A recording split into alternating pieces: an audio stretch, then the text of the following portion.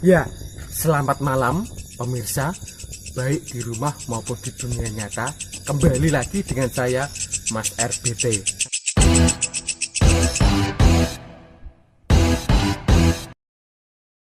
Nah, ojo lai lur, di subscribe dhisik, tekan jempol, tekan subscribe, tekan tombol lonceng. Matur nuwun. Malam hari ini kita berada di desa Ujung Watu. Mari ikuti saya, kita mau menerawang sebuah situs bangunan kuno. Ayo ikuti saya. Ya, kembali lagi dengan saya Mas RBT. Di sini saya ditemani teman saya Kang Patak Soleh. Kang Patak Soleh, gimana menurut Kang Patak Soleh tempat ini seperti apa bangunannya? Kalau menurut saya bangunan ini termasuk sudah tua. Di pos penjagaan ini terdapat aura yang cukup kuat, apalagi di pohon dingin ini. Ini menurut aura-aura negatif. Menurut Kang Patak Soleh ini seperti apa ya? Bangunan seperti ini. Ya seperti yang itu loh, Pak. Bimo Penis, katanya Bimo Penis itu. Mari ikutin saya, perjalanan saya bersama Mas RBT dan Kang Patak Soleh lebih dalam lagi di ruangan ini yang lebih mistis.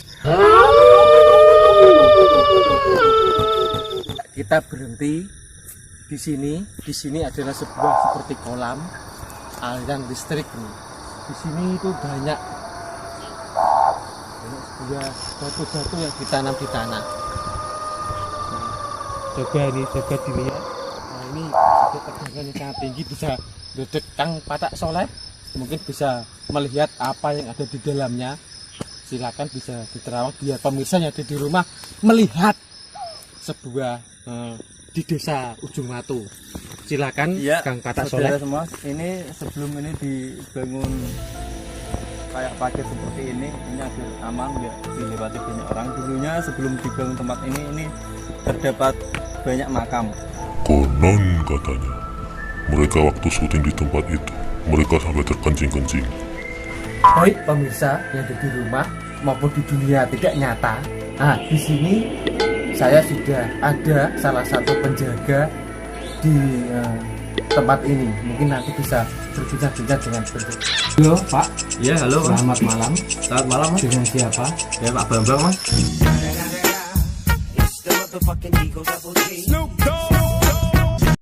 Oke Pak Bambang, bisa menceritakan apa yang terjadi di sini Pak?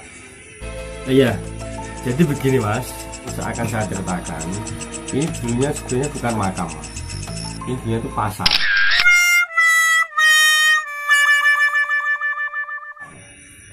Nah, berhubung pasarnya sudah tutup, akhirnya di sini dibuat makam. Tapi makam itu bukan makam manusia Mas. Makam apa itu Di Pak? sini makam hewan. Makam hewan. Iya, tapi manusia sendiri yang sebenarnya di sini itu tidak angker kok. Cuma kadang-kadang ya ada anak kecil jalan sendiri, ada orang naik motor sendiri. Nah, itu cerita singkat dari saya seperti itu. Itu kejadiannya terus gini Pak, yang saya tanyakan ya, apakah setiap malam itu ada penjagaan rutin dari pihak penjaga di tempat ini, dan siapa saja yang mungkin pernah melihat atau anak kecil jalan-jalan atau yang anak kecil itu lari-larian seperti itu kira-kira, atau gimana tuh menurut Bapak yang penjaga di sini? Ya, begini Mas, untuk penjagaan setiap malam tuh gantian Mas. Kami rutin karena di sini tuh tempatnya itu begitu angker. Jadi nanti Mas akan saya tunjukkan tempat-tempat mana aja yang kelihatannya angker dan nanti bisa saya jelaskan di sana. Mari ikut saya untuk kita ke sana.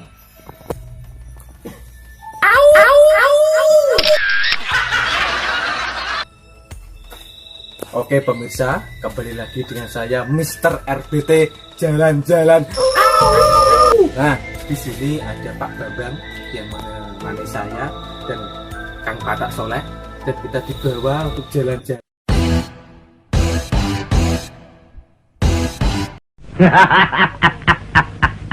Jalan dan ditunjukkan ruangan-ruangan apa yang misterius seperti itu. Monggo Pak Bambang bisa dijelaskan seperti apa di sini. Ya, Mas RBT, di sini saya akan menjelaskan.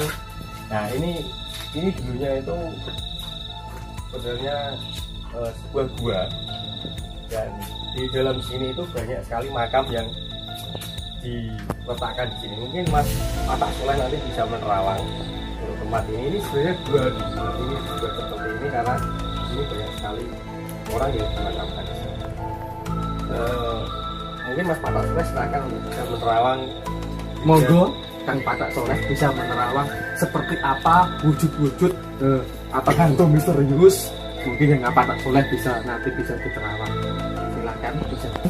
Ya saudara, kalau saya lihat di sini ini ya benar yang diceritakan oleh Pak Bambang tadi. Kalau di sini dulu bekas gua dan makam, karena saya melihat di sini ada banyak anak-anak. Mungkin di sini dulu terdapat banyak makam anak-anak untuk dijadikan tumbal atau sesaji atau apa. Nah, seperti itu pemirsa yang sudah tadi didengar dari Pak Bambang maupun dari Kang Patak Soleh. Dan mari ikutin saya lagi bersama Pak Bambang dan Kang Patak Soleh lebih serem lagi. Sombong amat. Nah, pemirsa, kita sudah berjalan-jalan jadi di luar dan juga sudah di sini. Kita kembali lagi bersama Pak Bambang nanti menjelaskan lebih lanjut lagi. Ini adalah tempat pemandian seperti itu katanya, dan nanti kita bisa dijelaskan oleh Pak Bambang. Monggo Pak Bambang.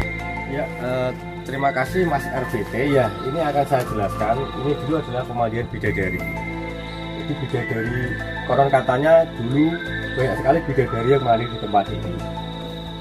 Karena bidadari itu mencari anaknya yang tadi di gua-gua tadi, dan bidadarinya mandi di sini lalu pergi meninggalkan tempat ini. Nah, tempat ini menjadi seram karena masih ada makam anak-anak bidadari tersebut. Mungkin nanti Mas Patak Soleh nanti untuk bisa menerawang kembali tempat ini. Iya, kalau saya melihat tempat ini benar yang dikatakan oleh Pak Bambang tadi, saya melihat aroma yang sangat pekat di sini. Mungkin ini dulunya memang bekas pemandian para bidadari, karena di sini saya melihat sosok wanita cantik tapi dia sedang menangis. Mungkin dia sedang mencari anaknya yang mau dimandikan tapi anaknya hilang. Ya, tempat ini sangat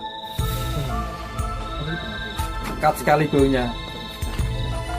Nah, seperti itu para pemirsa yang di rumah maupun di dunia nyata dan tidak, kita sudah mendengar apa yang telah disampaikan oleh Pak Bambang sebagai penjaga rumah tua pada malam hari ini. Dan saksikan lagi di kisah Mr. RBT jalan-jalan.